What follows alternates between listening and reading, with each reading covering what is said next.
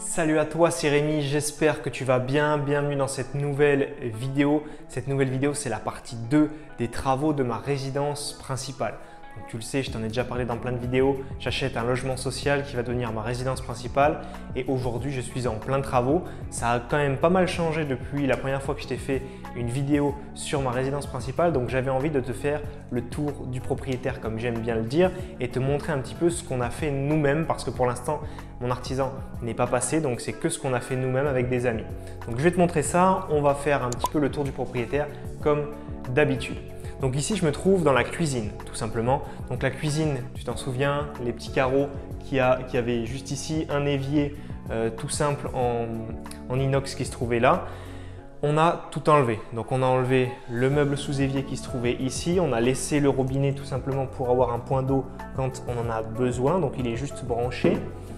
On a cassé ici du placo. Pourquoi? Parce qu'en fait, quand j'ai enlevé les plinthes, tout simplement, ce que j'ai vu, c'est j'ai vu du noir. Donc quand tu vois du noir, c'est qu'il y a souvent de l'humidité. Donc j'ai cassé ici, j'ai cherché la fuite en faisant rentrer l'eau dans l'évacuation qui se trouve là. Et c'est ce tuyau qui pose problème. Il y a une fuite à peu près ici. Donc c'est pour ça que j'ai enlevé le placo qu'il y avait autour, justement, pour pouvoir accéder à la fuite et changer cette partie juste là. Ensuite, au niveau de la crédence, on l'a fait péter sur tout le long de la cuisine. Ici, derrière, il y a un balcon. C'est pourquoi ils ont isolé ça avec du polystyrène et en faisant sauter les carreaux, on a enlevé pas mal de placo, quasiment tout partout, à part à des endroits, mais tu vois que c'est quasiment tout enlevé. La colle derrière le placo a enlevé du polystyrène également, donc ça, mon artisan va reprendre, va reboucher avec de l'isolant et remettre du placo derrière. On va également peut-être changer un petit peu tout ce qui est électricité parce que ici on va mettre notre évier normalement. Donc les prises, on ne les veut pas ici, on les voudra plus ici. La lumière, un néon comme ça, je pense qu'on n'en aura pas besoin. Donc voilà, on l'enlèvera. Là, on s'en servira peut-être pour amener autre chose. Et puis au niveau des évacuations d'eau, on fera quelque chose aussi parce qu'on veut une machine à laver, un lave-vaisselle. Donc il va falloir refaire un petit peu la distribution et gérer la fuite que tu as vue. Dans ce coin-là, ce n'est pas un balcon qu'il y a derrière, donc en fait c'est du placo doublé. Du placo doublé avec des espèces de… Il y a une plaque de placo, des espèces de carrés de carton et une autre plaque de placo. Le souci c'est que quand j'ai voulu faire sauter les carreaux de carrelage, j'avais très peu de bras de levier et du coup je faisais des trous comme ça dans le placo et à force ça a vraiment amoché tout ça. Donc ça, de toute façon on va le redoubler plus loin. Donc ça ne va pas nous embêter trop et on va rattraper ça. Mais forcément, les carreaux sur le placo, c'est très embêtant. Ici, c'était du béton. Donc là, pas de souci, j'ai pu enlever tous les carreaux, enlever toute la colle qui restait. Et le mur, il n'est pas nickel bien sûr, il va falloir passer un petit peu d'enduit, mais il est quand même beaucoup mieux que les autres, beaucoup moins amoché. Donc je te parlais des plinthes pour le trou qui se trouve là-bas. Toutes les plinthes de l'appartement ont été enlevées sur tous les murs. Donc il y a des endroits où c'est du placo derrière, donc il va falloir qu'on rebouche les trous et d'autres où c'est pas forcément du placo, mais on va remettre tout ça au propre, bien balayer, etc. Ici, je pousse un petit peu les affaires, hop, tu avais un bar tout simplement qui se trouve ici. Là, j'aurais pu être accoudé au petit bar de cuisine qu'il y avait. Donc, il était implanté ici avec des plaques de placo. J'ai enlevé la tablette, j'ai enlevé les plaques et j'ai enlevé tous les clous qui étaient, toutes les vis qui étaient dans le béton. Juste au-dessous, forcément pour ne pas se faire mal et puis pour que ce soit nickel. Donc là, je pense que mon artisan fera un petit réagréage avant qu'on pose tout le parquet parce qu'on va mettre du parquet dans cet appartement. Au niveau cuisine, l'emplacement et ce qu'on va y faire, c'est qu'on va là-bas mettre tout un plan de travail avec un évier, un plan de travail libre, des plaques. Dessous, on va mettre un meuble sous évier avec une poubelle, machine à laver, la vaisselle, ici un tiroir, les plaques et puis forcément de la crédence. Mais au niveau des plaques, les crédences devant les plaques et à côté des plaques, ce sera de l'inox ou quelque chose de facile à nettoyer pour pas qu'il y ait des taches partout. Ici, tu auras une demi-colonne de cuisine avec four micro-ondes, tu auras le frigo et ici tu auras à cet emplacement-là en fait à peu près comme ça, tu auras un îlot central, un bar plus large et moins haut qui va venir au-dessus de meubles de cuisine jusqu'ici avec un arrondi et 2 tabourets pour qu'on puisse manger tranquillement quand il n'y a pas du monde et puis après on aura une table à manger quand il y aura plus de monde, tout simplement. Donc voilà un petit peu pour la cuisine. Donc maintenant, On va continuer le tour du propriétaire. Donc là, par exemple, tu vois, un chantier, c'est ça. C'est-à-dire que des fois, on essaie de ranger un petit peu. Là, il y a du placo. Quand je l'ai amené à la déchetterie, il s'est un petit peu émietté. Donc voilà ce que ça a donné. Mais ça, c'est normal. C'est les habitudes sur le chantier. Ici, on a mis tout ce qu'on veut potentiellement garder et puis aussi amener à la déchetterie. Ça, je vais le garder parce que je pense que je vais en faire des planches pour mes futurs placards, mes futurs rangements. Le meuble, bien sûr, il va partir. Ça, là-bas aussi, le truc en inox pour l'évier, ça va partir. Derrière, il y a une baignoire qui est remplie de tasseaux, des plinthes, des rails de placard, ça va partir aussi. Et ce qu'on fait, c'est qu'on range tout ça au milieu de la pièce pour avoir les murs libres pour pouvoir les détapisser et les poncer. Parce que tu le vois derrière moi, les murs, quand on a acheté, ils n'étaient pas comme ça. Il y avait du papier peint intissé qui était immonde. Donc, ce qu'on a fait, c'est qu'on a tout détapissé. Des fois, il y avait 2 couches. Donc, on a détapissé les 2 couches. Ensuite, on a raclé tout ce qui dépassait. On a poncé, on a rendu des trous comme ceux-là, par exemple. Ici, tu en as un qui était gros là-bas aussi. Donc, tout ça, ça a été enduit. Et puis, on a poncé. C'est pour ça que tu vois toute cette poussière que tu vois au sol. C'est après avoir poncé tout simplement les murs. Je vais aller dans l'entrée pour te montrer un petit peu aussi ce qu'on a fait. Donc dans l'entrée, je vais y aller tout seul, la caméra va rester dans la pièce principale. On a enlevé le placard qui était ici, on a enlevé les étagères, on a enlevé les rails et le tasseau qu'il y avait en bas pour pouvoir encore une fois s'occuper des murs tranquillement. Là, on fera sûrement un réagréage aussi au niveau du tasseau qui était posé juste ici et puis on remettra tout ça au propre. Donc c'est tout détapissé. Il y a un gars qui est venu installer le compteur Linky qui se trouve juste là. J'ai laissé tout ce qui est élec à vue parce que mon artisan va passer pour nous aider. Les toilettes, on n'y a rien fait. C'est là où on stocke nos affaires pour pas qu'elles prennent trop la poussière. Et c'est à peu près tout pour l'entrée. Donc encore une fois, il faut poncer, il faut enduire, poncer, enduire pour que le mur soit le plus lisse possible. Et vu qu'ils ont quand même un petit peu des défauts, ce qu'on va faire, c'est qu'on va sûrement mettre de la toile de verre lisse qu'on peindra par la suite. Donc voilà, c'est à peu près tout pour l'entrée. Je vais t'emmener avec moi dans la chambre. Donc dans la chambre, c'est un petit peu pareil. Donc on a poncé, on a détapissé, on a poncé, on a enduit les trous, on a enlevé les plinthes. Donc les plinthes par exemple ici, je vais te prendre un exemple, je le vois. Hop.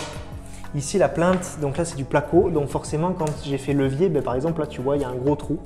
Voilà, donc là il y a un gros trou, donc ça va falloir qu'on le bouche tout simplement et qu'on remette ça au propre. Pas nickel parce qu'il y aura une plinthe dessus pour cacher, mais il faut quand même que la plinthe elle puisse se coller sur quelque chose. Donc ça, on va s'en occuper tranquillement dans les jours à venir. Au niveau de la chambre là où il y a une aération qui va à l'extérieur, donc ça, on essaiera de trouver un truc un peu plus joli parce que ce qu'on avait c'était un peu vieillot.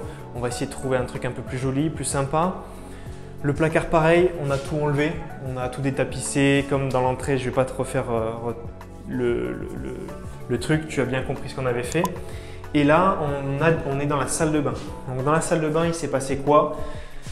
J'ai enlevé les carreaux de carrelage ici et ici. Ce mur-là, il manque les petits morceaux de colle à enlever. Parce que les petits morceaux de colle, il faut les enlever pour enlever la surépaisseur parce que ce mur, on veut le remettre lisse, nickel. Ici, je ne vais pas m'en charger, tu le vois déjà, les gros morceaux, je ne les ai pas enlevés. Pourquoi? Parce qu'en fait, sur ce mur, mon artisan, il va complètement le doubler avec du placo qui va venir à peu près 5 cm plus près. Donc, on va réduire un petit peu la surface de la salle de bain. Pourquoi? Pour amener toutes ces arrivées d'eau que tu vois juste ici, pour les faire monter tout simplement ici pour avoir une douche. Parce qu'on va installer une douche à l'italienne.